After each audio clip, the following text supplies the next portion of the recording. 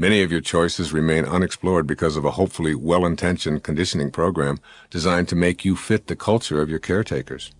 You probably had next to no opportunity to disagree with the cultural and societal arrangements made for your life. There may have been some adults who encouraged you to have an open mind, but if you're honest with yourself, you know that your philosophy of life, your religious beliefs, your manner of dress, and your language are a function of what your tribe and its heritage determined was right for you. If you made any fuss about going against this preordained conditioning, you probably heard even stronger voices insisting that you get back in line and do things the way we've always done them. Fitting in superseded having a mind that was open to new ideas. If your parents were Jewish, it's unlikely that you were raised to honor and respect the Muslim religion and vice versa.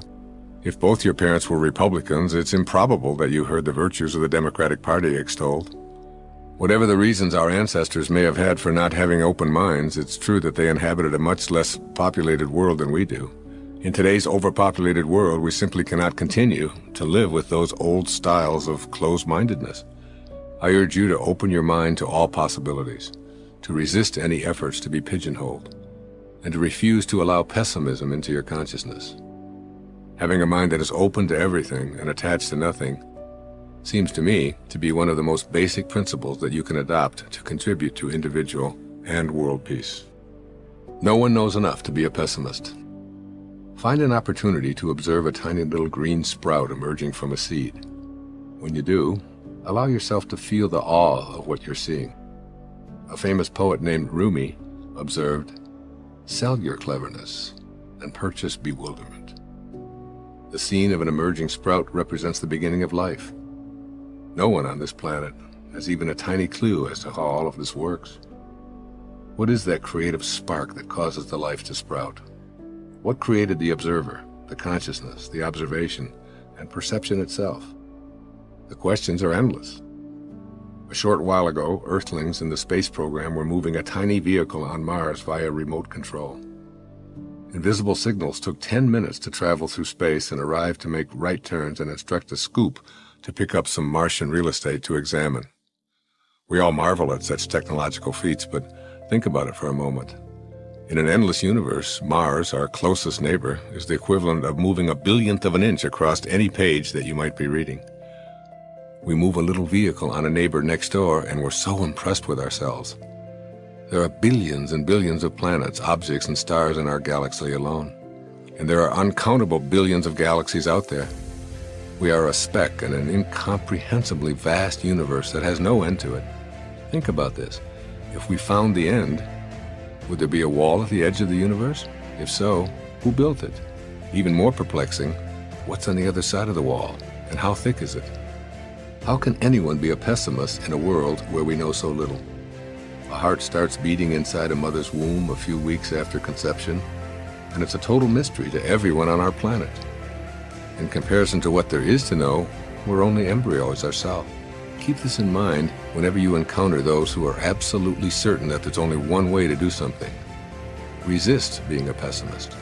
Resist with all your might, because we hardly know anything at all in comparison to what there is to know. Can you imagine what a pessimist who lived only 200 years ago would think about the world we live in? Airplanes, electricity, automobiles, television, remote controls, the internet, fax machines, telephones, cellular phones, and so on.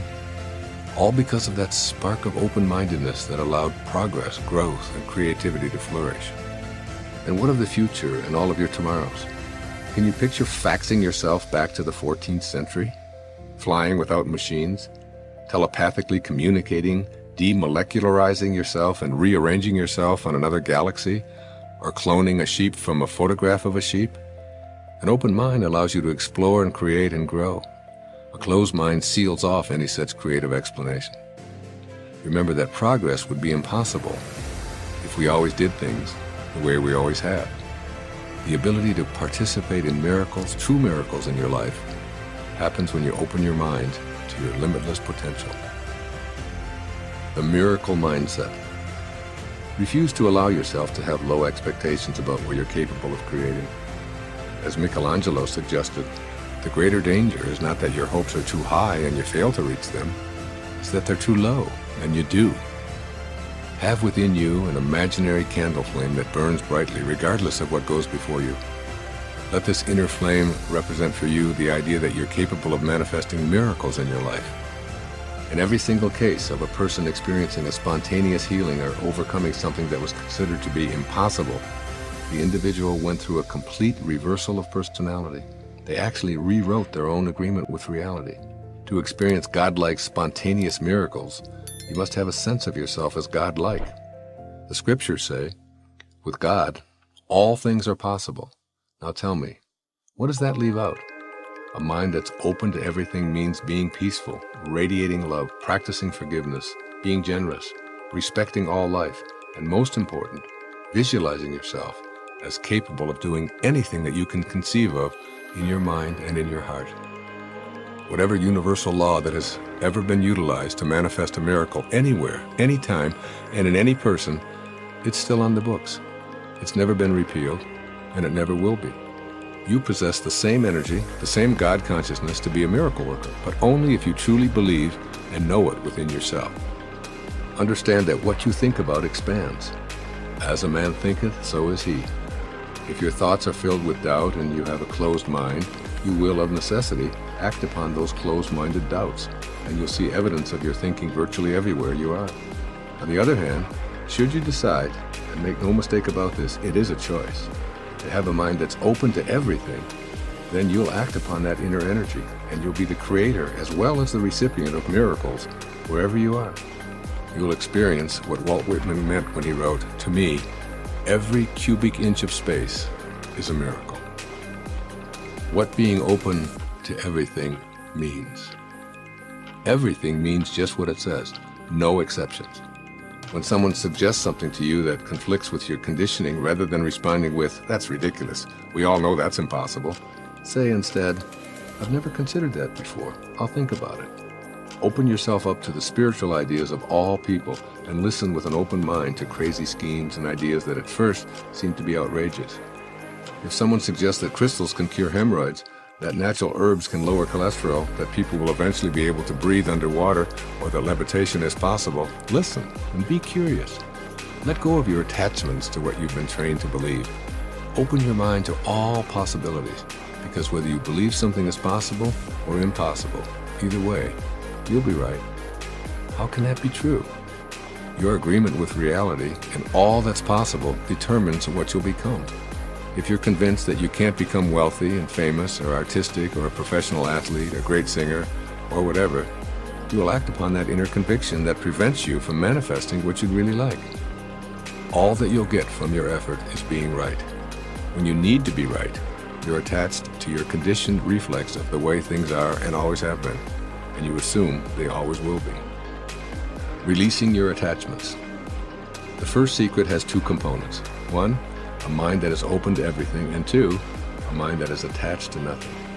Your attachments are the source of all your problems. The need to be right, to possess someone or something, to win at all costs, to be viewed by others as superior. These are all attachments. The open mind resists these attachments and consequently experiences inner peace and success. To release attachments, you have to make a shift in how you view yourself. If your primary identification is with your body and your possessions, your ego is the dominant force in your life. If you can tame your ego sufficiently, you'll call upon your spirit to be the guiding force in your life. As a spiritual being, you can observe your body and be a compassionate witness to your existence. Your spiritual aspect sees the folly of attachments because your spiritual self is an infinite soul. Nothing can make you happy or successful.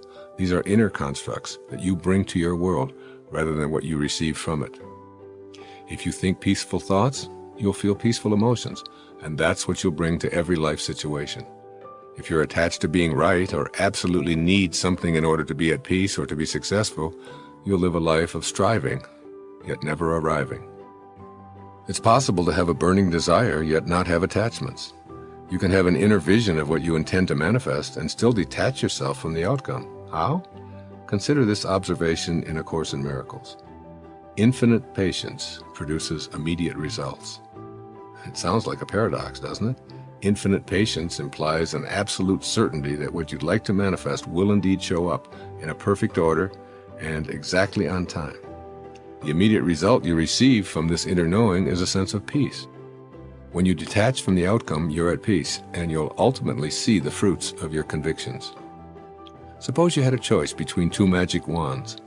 With wand A, you can have any physical thing you desire by simply waving it. With wand B, you can have a sense of peace for the rest of your life, regardless of what circumstances arise. Which one would you pick? A guarantee of stuff or inner peace for the remainder of your life? If you opt for peace, then you already have wand B. Simply have a mind that is open to everything but attached to nothing. Let it all come and go as it will. Enjoy it all, but never make your happiness or success dependent on an attachment to anything.